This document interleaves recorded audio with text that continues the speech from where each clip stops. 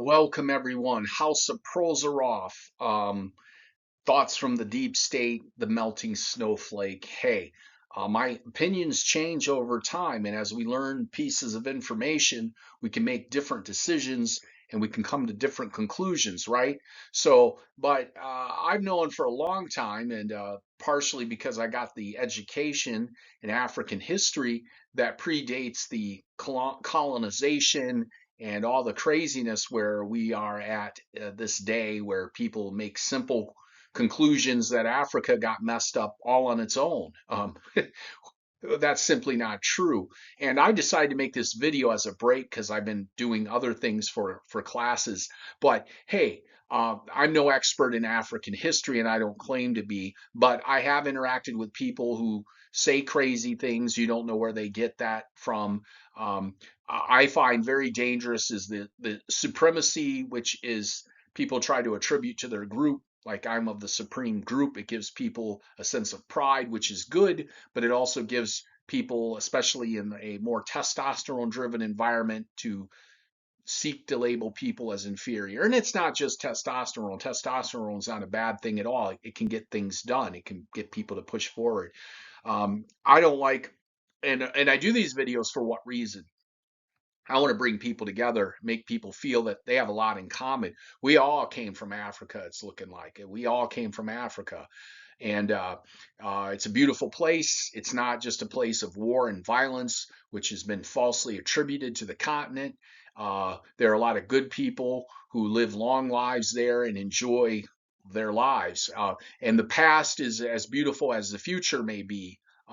And we look at the colonial past and what happened after colonization, and we think that this stuff just happened in a vacuum. And like Europe didn't have anything to do with it. They had everything to do with it.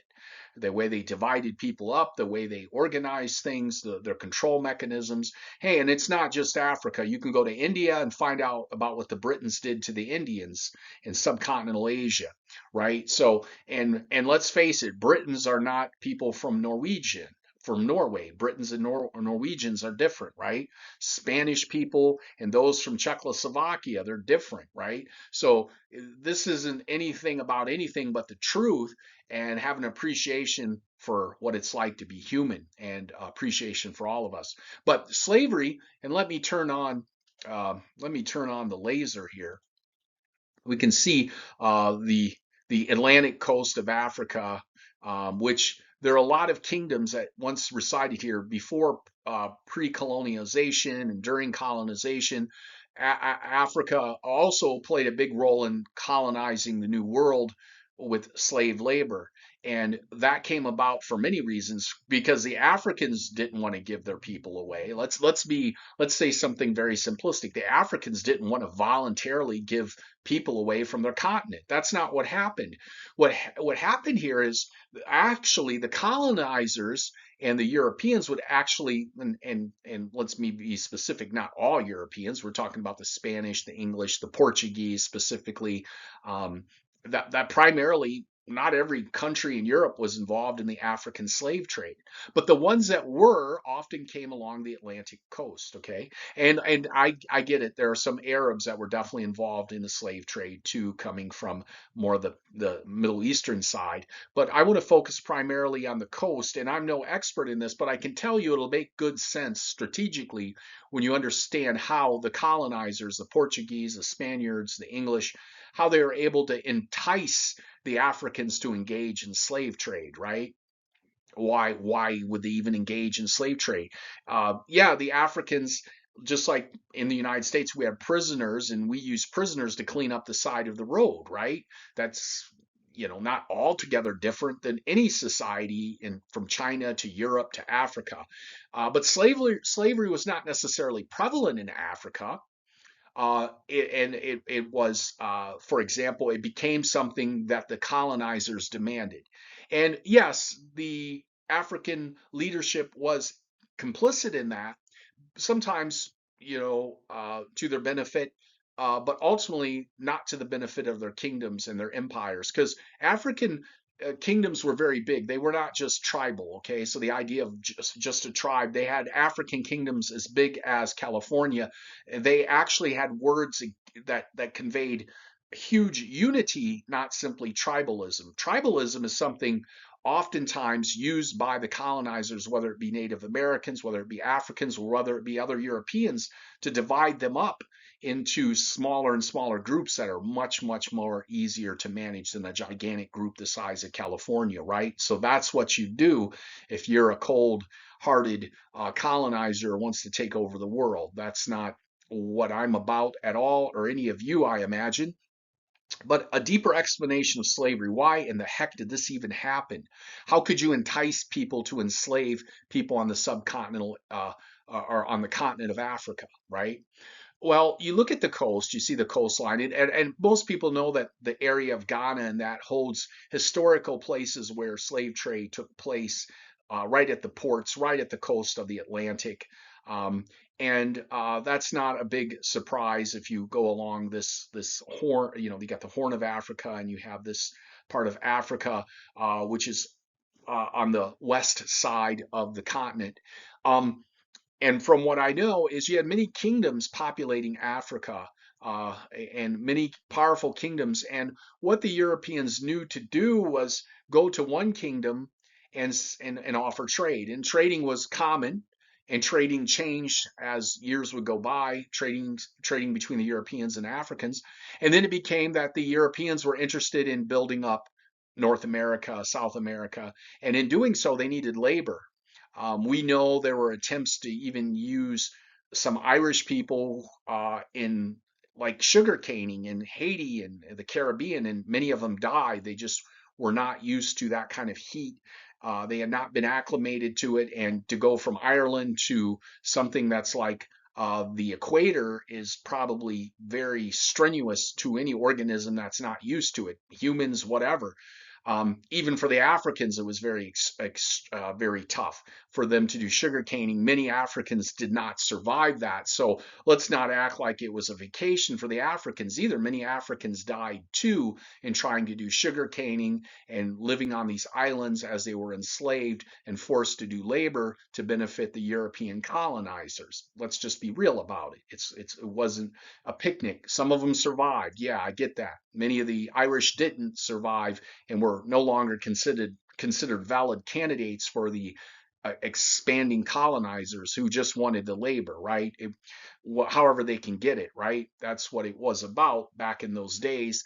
Um, and so these empires along the Atlantic coast, you could have an empire here and an empire here and an empire here, and you could have maybe five different uh, empires along this Atlantic coastline. And so you get the Portuguese or the Spaniards who come over here and say, and primarily the Portuguese, even more so, would come over here and say, hey, at least from my studies, I don't know the balance of slave trade between Portugal and Spain, to be honest. I don't know that statistic, or if we can even calculate that statistic, because in some cases stats were destroyed. What do you do when there's the statistics are destroyed? You say it doesn't exist?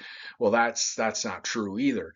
But say we have five empires, African empires, ruled somewhat, well, autonomously, but as things start to change, the Europeans come over here and they deal with Empire One, and they tell Empire One, look, we no longer want gold or certain crops or whatever for our trade. What we want to do is sell you guns. We want to sell you guns or weapons and gunpowder. We want to sell that to you, but we need what?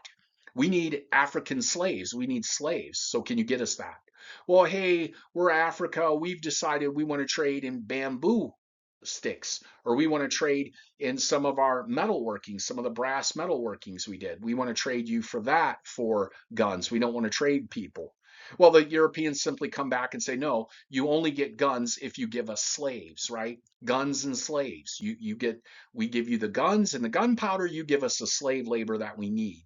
So the terms of the contract are important. And so Kingdom One decides, hey, we need these guns will be helpful. We don't know what's going on with Kingdom Two, Kingdom Three, Kingdom Four.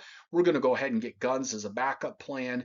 They seem very useful for hunting animals and maybe even in conflict. So we're going to go ahead and trade for guns. We trade for guns, and we give the European colonizers the slaves. They give us the guns. Well, that's Kingdom One. We go to Kingdom Two. What's going on with Kingdom Two?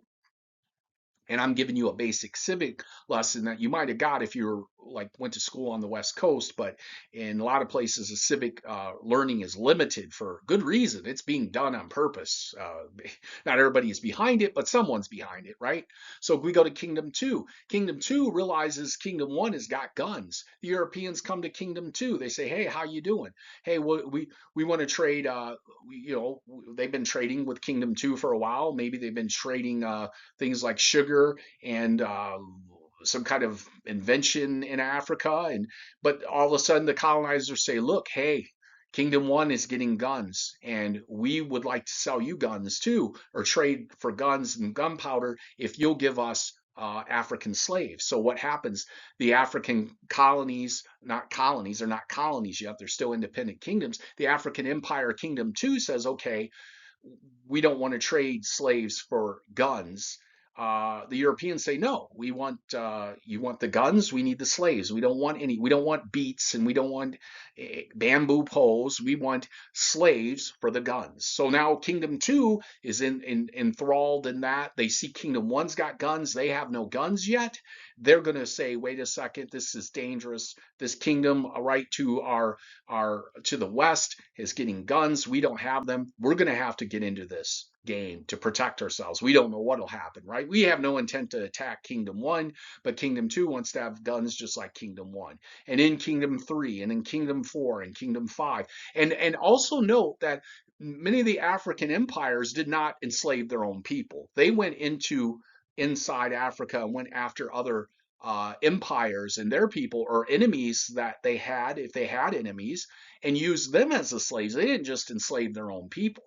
That stuff came when things got more desperate years and years later. There was a little bit of that going on, but still, they would not enslave their own people. They enslaved people, and they didn't know what slavery was in terms of European thinking and compared to ours. Now, I agree, maybe they didn't think that deep about it, but they think, well, the slave eventually become part of their citizenry. We know they were Africans in Rome, and their slavery um, many Africans could become powerful in Rome. Not all of them, but some of them could. So what was their model of slavery? So they got their slaves from the gun trade, and the gun trade was initiated, it had to be by the colonizers. It's just common sense. They're the ones that had the guns. The Africans didn't fight like that. Not that they weren't capable of figuring it out eventually. They came up with all sorts of metal workings, structural buildings, ability to record things and do artwork that was phenomenal. They were very peaceful, very clean, and those things changed as the world became more brutal. And of course, everybody has a role in the situation. But to end this story, to end this talk, is it's just not a simple analogy of they sold their own people. That's just a simple statement that falls apart in many cases. So when people say, "Oh, they enslaved themselves," no, that's is a Belgium. Let me ask you this: is somebody from Belgium the same as an Englishman? Well, you could say the race is similar, but they speak different languages. They have different cultures. The Belgians and the British are totally different in many ways. So the Belgians and Britons would make a distinguishment between who they are, right? Belgium, of course, was involved in some of the slave trade involved in the Congo, which was brutal in this region. I don't want to get into that right now. I'm no expert. Again, this has been House of Prozaroff, Thoughts from the Deep State, the Melting Snowflake. Slavery didn't just come about because the Africans were greedy. That you're talking gun trade. Now you have to be not only greedy, you have to be concerned for your safety when your neighbors are acquiring weapons like that. And you see that happening, you're going to want to get guns too. And when you get told by the Europeans about the situation, you're going to start to think different, right? You're going to start to think more strategic. I don't want to engage in slave trade, but wait a second, we can't get guns and gunpowder any other way besides that. Not a simple story, not a simple explanation. Some people want to oversimplify poverty, they want to oversimplify slavery, and they want to turn the victim into the victimizer when all along it's been the victimizer victimizing the victim. Deal with that. Anyhow, take care. Glad you're listening. The House of Pros are off, signing off.